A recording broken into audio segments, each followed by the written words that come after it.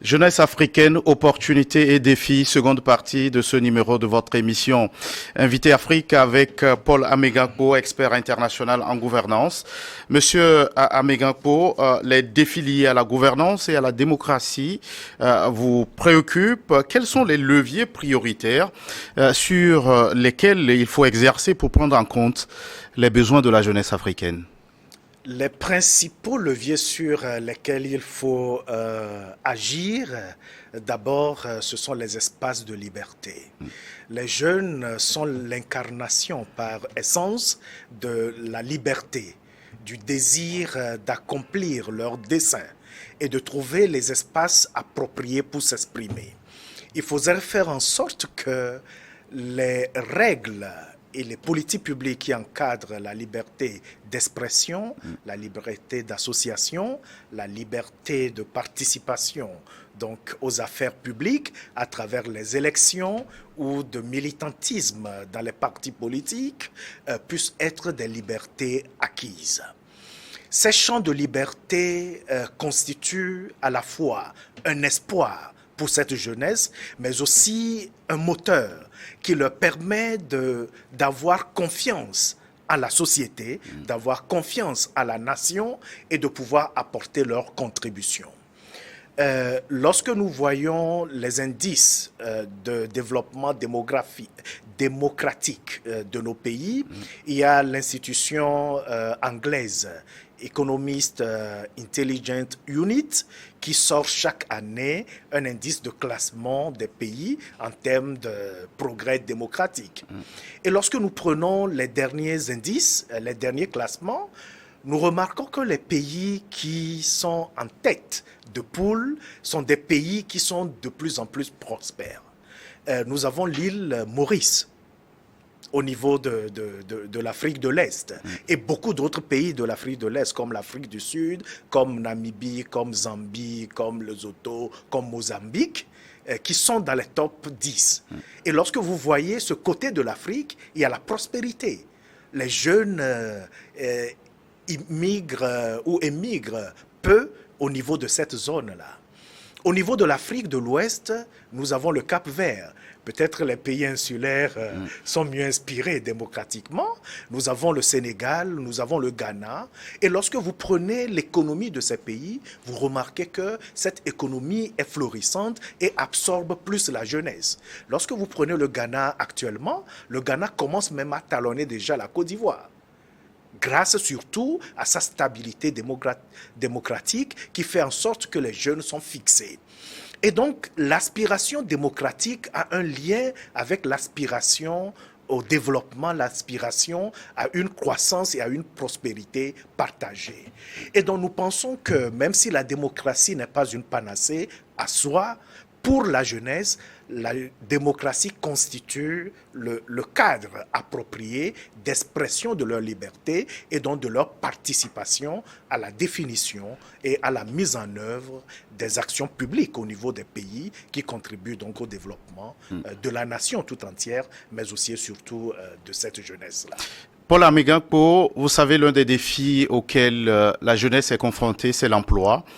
Et face au chômage, on prêche très souvent l'entrepreneuriat et malgré tous les mécanismes mis en place pour l'encourager, est-ce que vous avez le sentiment qu'il y a encore du chemin à parcourir ou on n'agit pas sur les bons leviers?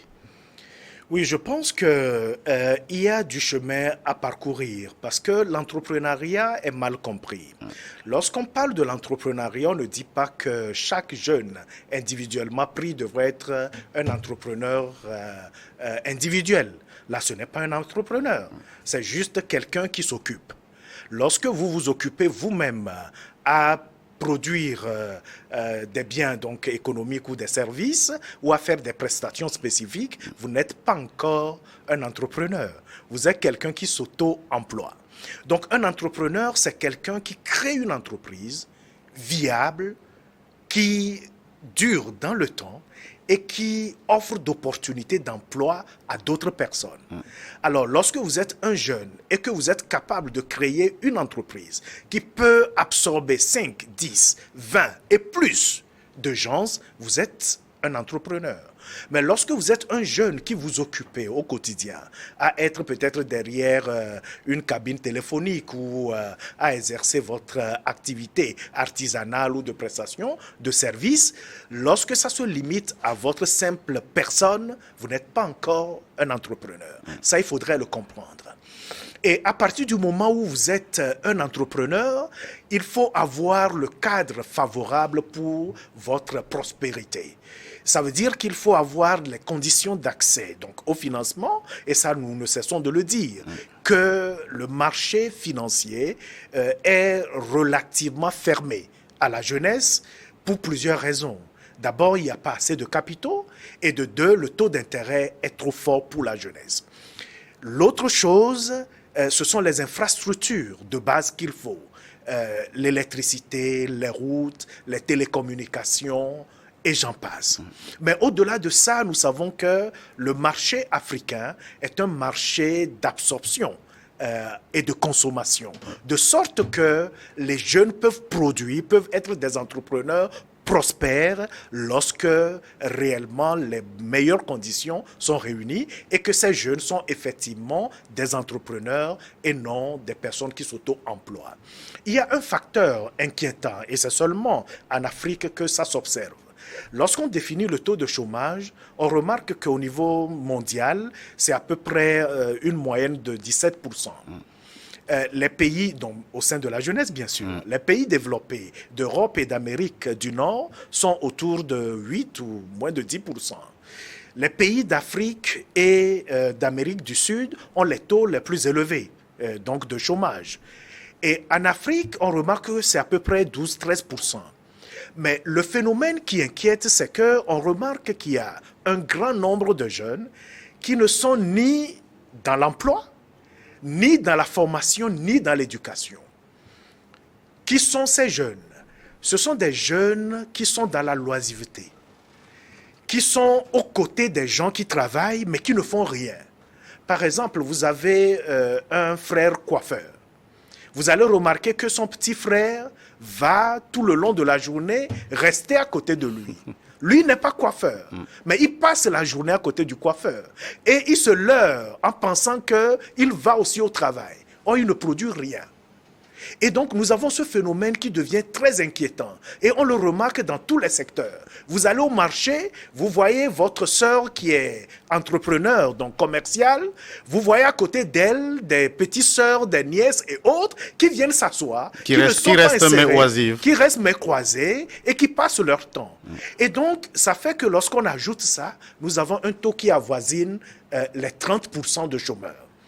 Et donc, c'est un phénomène qui doit attirer l'attention des pouvoirs publics, mais aussi des communautés, à faire en sorte que ce type de loisiveté suicidaire pour les jeunes soit corrigé rapidement et qu'un contrôle strict, un peu comme nous le faisons pour les enfants lorsqu'ils vont à l'école, lorsqu'il y a de déperditions scolaires, on a des dispositifs de contrôle. Il faut qu'on contrôle également cette jeunesse qui se perd dans le fainéantisme en se trompant, en se leurrant eux-mêmes du fait qu'ils vont à un travail la journée alors que ce travail ne leur appartient pas et ils ne sont jamais employés. Et ne leur apporte absolument rien. Absolument. Entreprendre, oui, mais savoir entreprendre dans un secteur précis.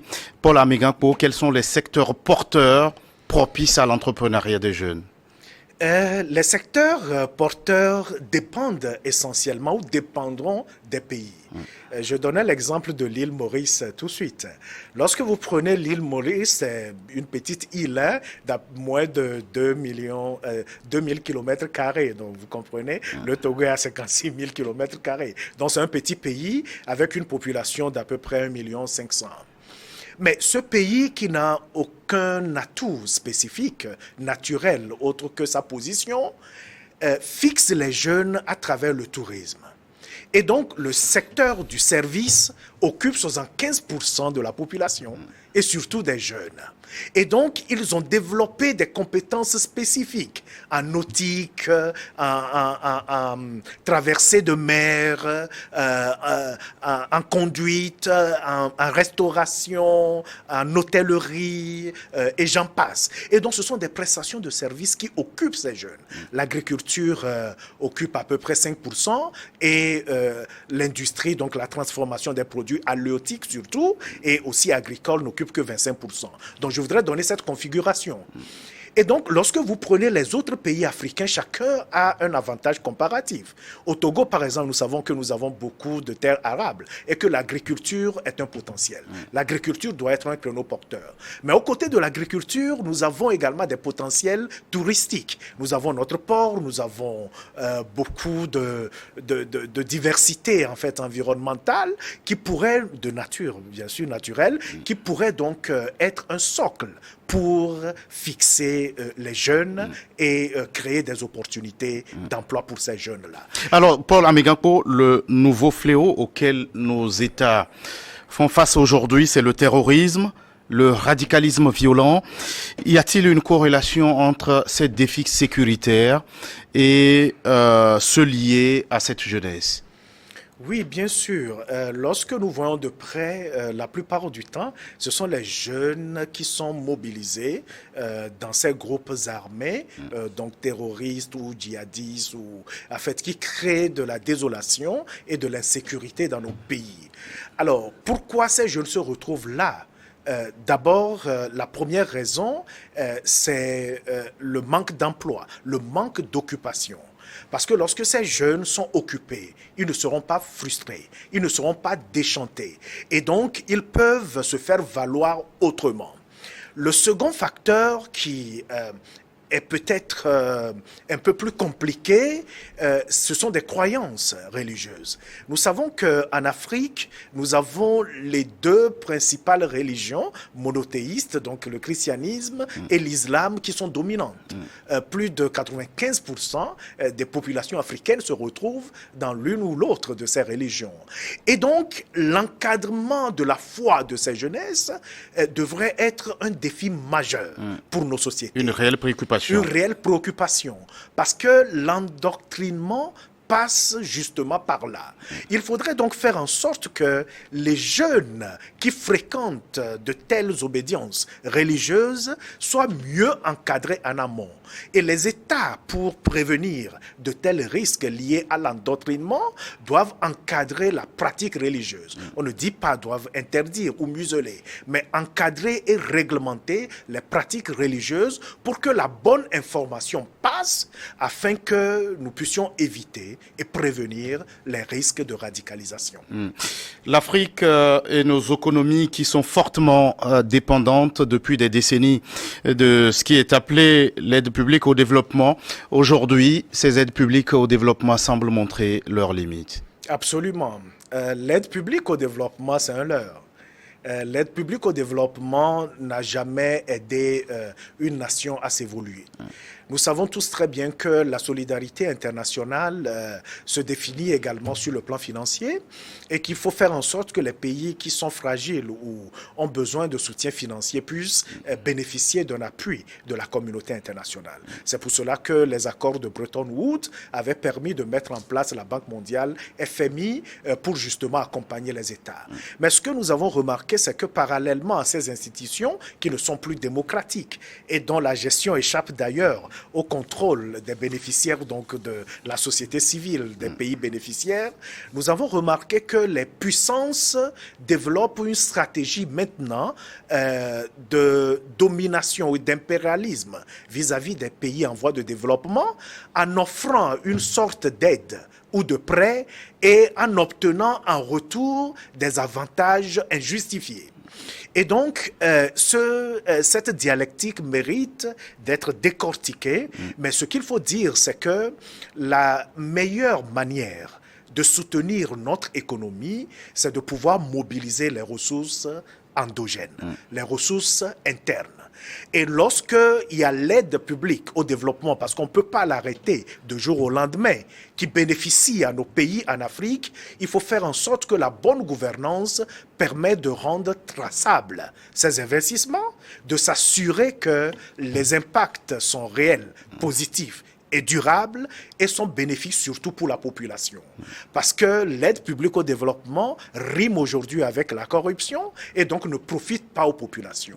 Il faudrait donc établir un système de gouvernance qui permet de sortir de plus en plus du système d'aide publique au développement, de valorisation des ressources endogènes et entre-temps de mise en place d'un cadre de transparence et de redevabilité dans la gestion des affaires publiques. Paul Amegangpo, les prévisions démographiques du continent africain indiquent que la population devrait doubler à l'horizon 2050 et surtout, plus de la moitié de cette population aura moins de 25 ans. Qu'est-ce que ces chiffres suscitent en vous? De l'optimisme et de l'espoir. Parce que je reste fondamentalement persuadé que le capital humain est le meilleur facteur de production.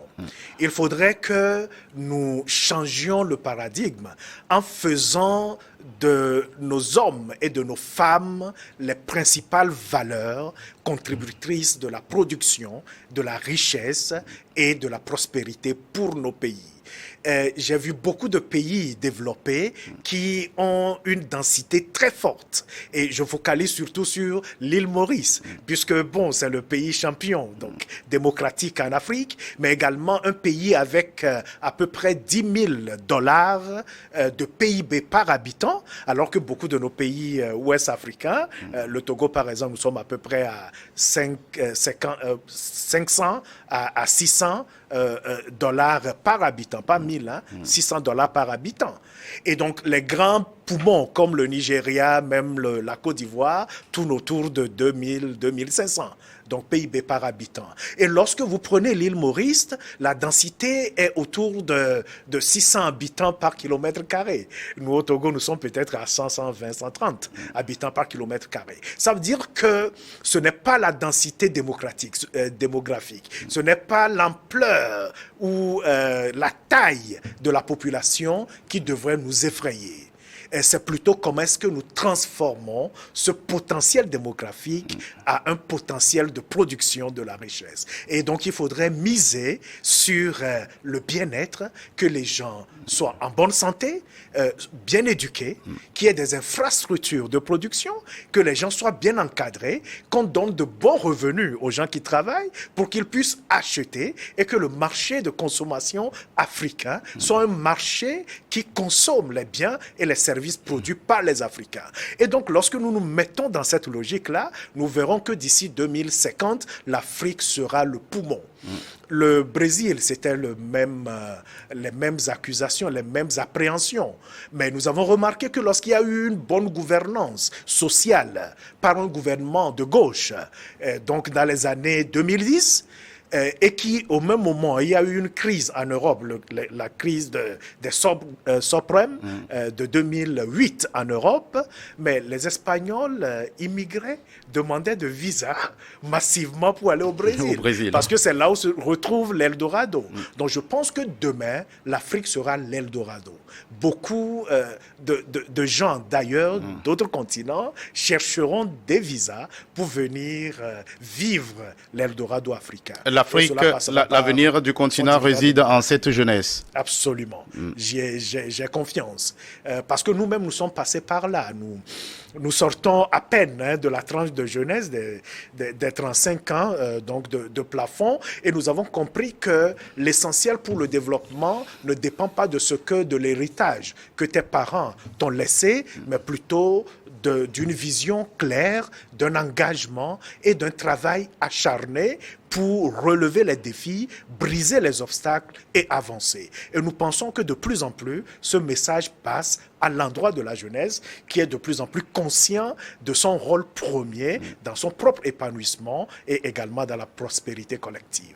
C'est le message d'espoir de Paul Amegakpo, expert international en gouvernance. Merci d'être passé sur ce plateau. C'est moi qui vous remercie pour cette opportunité. Merci à vous qui êtes restés en notre compagnie. À très vite pour un autre numéro de votre émission Invité Afrique.